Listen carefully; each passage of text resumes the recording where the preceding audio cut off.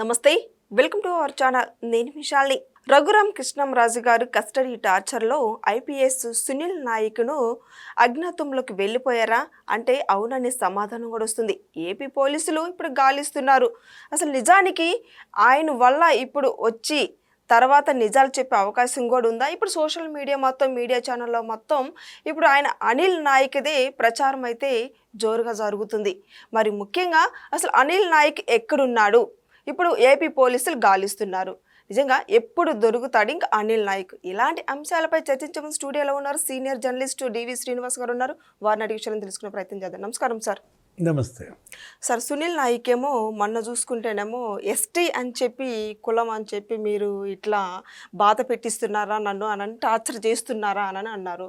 మరి ఇప్పుడు రఘురామ్ కృష్ణంరాజు గారి టార్చర్ కేసులో సునీల్ నాయక్ అసలు ఎందుకు అజ్ఞాతంలోకి వెళ్ళిపోయారంటే ఏం చెప్తారు సార్? ఐపీఎస్ అధికారి, జేపీఎస్, జగన్ పోలీస్ సర్వీసా? ఆయన ఐపీఎస్ అధికారా లేకపోతే జేపీఎస్ అధికారా?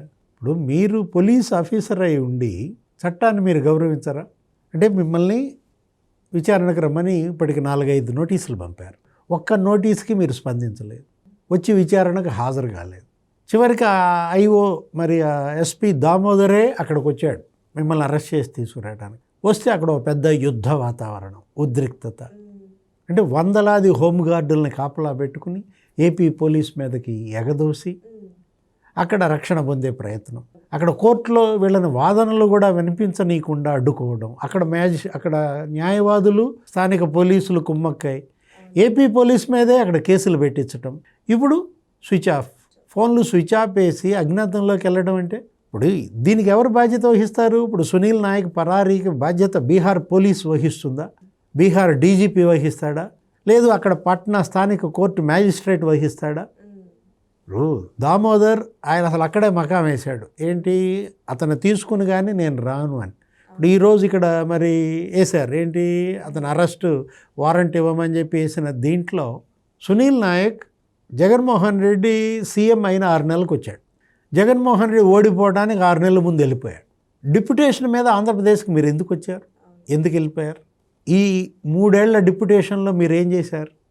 ఇవేనా చిత్రహింసలు పెట్టడానికి, లేకపోతే చెప్పిన వాళ్ళందరినీ కిడ్నాప్ చేయడానికి, లేకపోతే ఇక ఈ అరాచకాలకైనా మీరు వచ్చింది? జగన్మోహన్ రెడ్డికి సునీల్ నాయక్కి ఉన్న సంబంధాలు ఏంటి? సునీల్ నాయక్ తండ్రికి వైఎస్ఆర్ కాంగ్రెస్ పార్టీకి సంబంధాలు ఏంటి? వాళ్ళది లాలీపురం ఏదో అన్నారు, ఎక్కడ కారంపూడి అటు బొల్లాపల్లి మండలం పల్నాడు జిల్లాలో. వాళ్ళ నాన్న అక్కడ గ్రామ సర్పంచ్ వైసీపీకి అంటున్నారు. అంటే మీరు ఇప్పుడు పార్టీకి చేయాలనుకుంటే ఐపీఎస్కి రాజీనామా చేసేసి ఇక్కడ వైసీపీ నాయకుడిగా వచ్చేసి ఇక్కడ పోటీ చేసుకోవాలి. ఒకవైపు ఏమో పోలీస్ ఆఫీసర్గా ఉంటూ మరోవైపు ఒక పార్టీకి ఎలా మీరు ఇది చేస్తారు? ఈయన సునీల్ నాయక్, ఈయన 2005-2006 బ్యాచ్ అమ్మా. అంటే ఇప్పుడు దగ్గర మరి ఆయన ఒక 20 ఏళ్ళు సర్వీస్.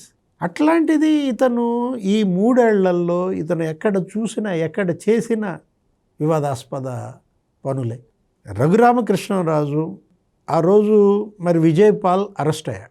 ఆ కేసులో విజయపాల్ బెయిల్ అడిగితే హైకోర్టు ఒకటే అంది, ఆ చిత్రహింసలు పెట్టినటువంటి 4 గదుల ప్రాంగణానికి నువ్వే అధికారి, దానికి నువ్వే బాధ్యత వహించాలి.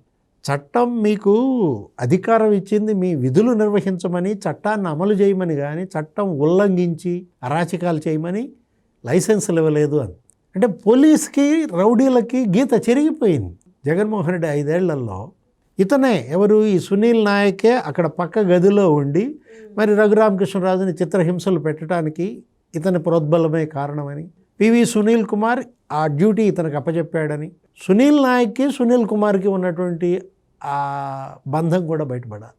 సునీల్ నాయక్ ఆ రోజు మనం తీసుకున్నట్లయితే ఏది కరెక్ట్గా రఘురామకృష్ణరాజు పుట్టినరోజు నాడు ఆయన హైదరాబాద్ నుంచి కిడ్నాప్ చేసి తీసుకురావటం, అతన్ని మరి ఒక 100 కేజీలు 150 కేజీలు బరువు ఉన్నాడిని అతను గుండెల మీద కూర్చొని లాఠీలతో లేకపోతే రబ్బర్ బెల్టులతో ఆయన అరికాళ్ళు అసలు బొబ్బలెక్కేటట్టుగా కాదు, అసలు మడం ఇరిగిపోయేటట్టు, ఎడమకాలు ఏదో వేలు కూడా ఇరిగిందన్నారు.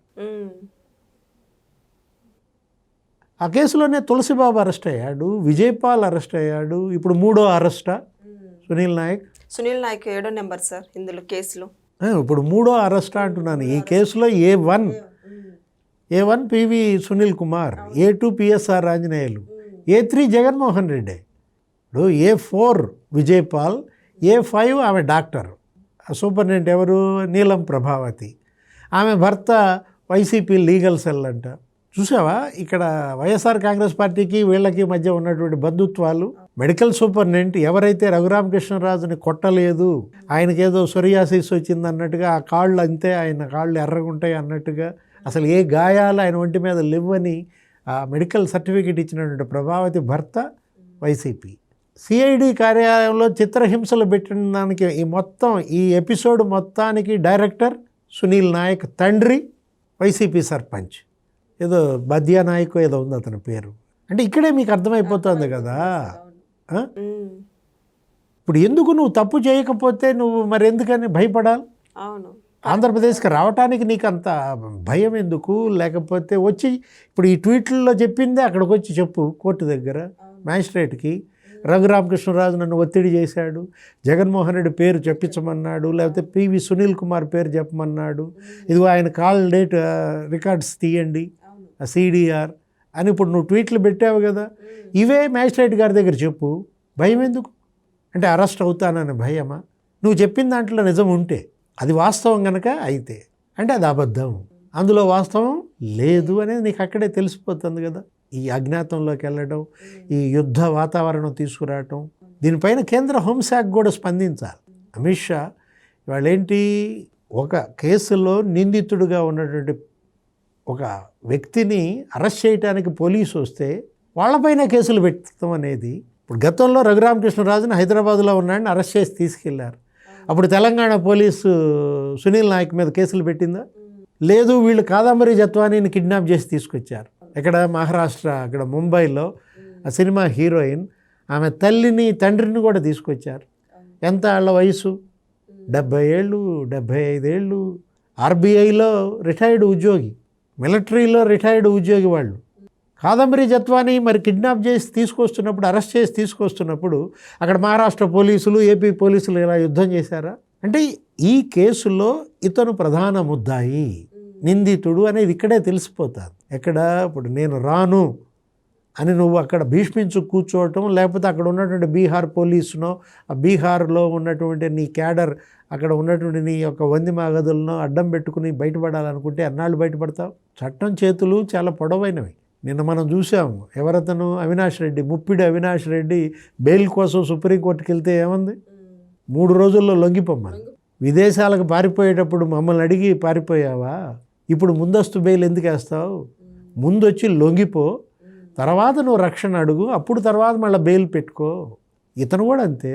ఎవరు ఇవాళ సునీల్ నాయక్ లొంగిపోవాలా, ఇక్కడికి వచ్చి సరెండర్ కావాలా, ఆ తర్వాత బెయిల్ పిటిషన్లు అవన్నీ వేసుకోవాలి. సార్ ఇప్పుడు నిజాలు చెప్పే అవకాశం ఉందా అంటారు? ఇప్పుడు సునీల్ నాయక్ AP పోలీసులు పట్టుకున్నారనుకో, సరే కస్టడీలో ఇంకా నిజాలు చెప్పే అవకాశం ఉందంటారా సార్? మరి అంతే కదా. ఇప్పుడు ఇవాళ అతను విజయపాల్ని అరెస్ట్ చేశారు, ఒక 70 రోజులు ఉంచారు.